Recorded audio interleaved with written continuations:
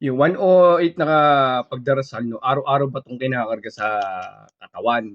Araw-araw bang gagamitin yung 108 na mantra? Ito po yung mantra kung tawagin natin yung 108. Nagtatanong sa atin kung araw-araw ba dapat gawin yung 108. Tara pag-usapan natin.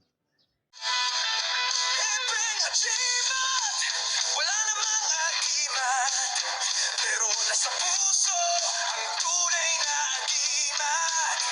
Isigaw mo bro, ang lakas ng loob. Kahit walang agimat, laban tayo. Hepeng agimat, boy, walang makakahadlang.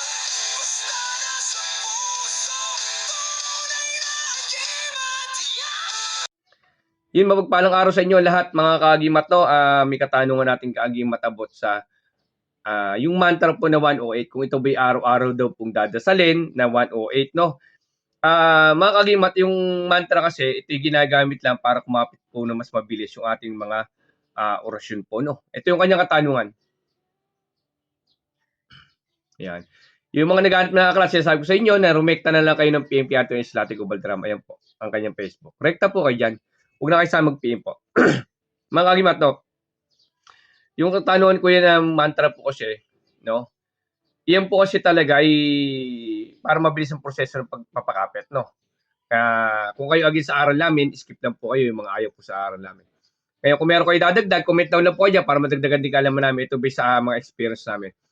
Ang mantra po yung sa akin po ginamit ko, pinakapit ko lang po sa katawan ko. Nung kumapit na po sa katawan ko, yung ginawa ko po dyan, everyday ko na lang po inuusal. Limitan, 3 lang po yan. 3 lamang everyday. Pero minsan, pag kami pagkakataon ako, bago umalis ng bahay at paggising ng umaga. Bago matulog at bago umalis ng bahay, kinakarga ko po sa katawan ko yan, yung mga pinakapit ko. 3 lang pong usal. No, pag sinabing usal, yun po yung tinatawag na nakaisip lang po, nagbabasa, wala pong bukang boses na lumalabas. 3 beses po yung everyday ko po ginagawa yan. Pero yung everyday na 108 ay hindi ko na po ina-advise po talaga. Kung sa akin lang po. Kung may gumagawa naman po no everyday o weekly, nagagawa ng ganun, okay lang naman po yun, walang problema. Mas maganda naman po din yon.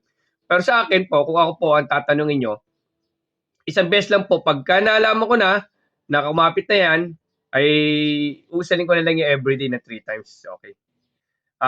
Paano ba malalaman kung kumapit na? Siyempre, yung sinabi sa inyo, may mga kilabot, maramdaman kayo, merong mga parang sumasampa sa likod nyo, no? Tapos, siyempre, meron na kayong mga gabay din na pwede yung tanungan. May mga tanungan tayong stick, may tanungan tayong daliri, may tanungan tayong bilaw, may tanungan tayong tawas, meron mga ganang bagay na iba't ibang klase ng mga pamamaraan para malaman nyo kung kapit na talaga. Kasi meron ko siya, sabihin, hindi naman pala paano malalaman? Hindi po, binigyan ko idea para malaman nyo kung kapit na po talaga yung orasyon na ginagamit nyo. So, hindi po haka-haka, meron po talaga tayo pagpapato na kailangan natin malaman. Yun po mga pamamaraan. Kaya, subukan nyo po yung mga ganang pamamaraan. Kung ubra sa inyo, ituloy nyo po. Kung hindi ubra, may ibang pamamaraan pa po. Sinasabi ko sa inyo, maraming klase ng pamamaraan. Kung kayo agis po sa aral ng isang, huwag nyo na po masyadong pagpapanoorin yung mga ganan. Kung agis kayo sa akin, huwag nyo papanoorin po. Kaya kung gusto nyo naman madagdag idea, magtanong lang po kayo kasi mas matalino, nagtatanong kasi sa nakipagtalo. Kasi po pag may nagtatanong, ibig sabihin, nandiyan yung gusto nyo matuto at dumami yung kaalaman. Kasi po, kagaya ng isang orasyon, ang isang orasyon po ay marami pong gamit. Ngayon po, kung tinuro sa akin, ay gamot lamang sa ubosipon lagnat, tapos may isang video nagturo na pagpapasanib, yun ang ginagamit. Sasabihin ko, temo, panloloko yan. Kasi isipin mo, gamot lang sa tano, ito, sa aklat ko, ganito, ganyan. Pero hindi mo alam, may aklat pala sila na iba din pala yung aral, na iba pala magagamit. No? Ngayon, kung sarado ang isip ng isang tao, hindi nyo matutuklasan yung ibang mga bagay. Kaya kailangan, yung isip natin, open-minded tayo sa lahat ng aral po, para mas marami matuklasan tayo. No? Hindi pwedeng isa lang po. Kagaya no, binigyan ko ng mga idea. Iwasan nyo po, kagimat, iwasan nyo po yung mga negatibong tao, iwasan nyo po makipagtalo, iwasan nyo makipagpalitan ng masamang talakayan sa comment, para po sa inyo na rin po yan, no? Kasi po, pag kaya ipagtalo kayo, sarado po yung isip nyo.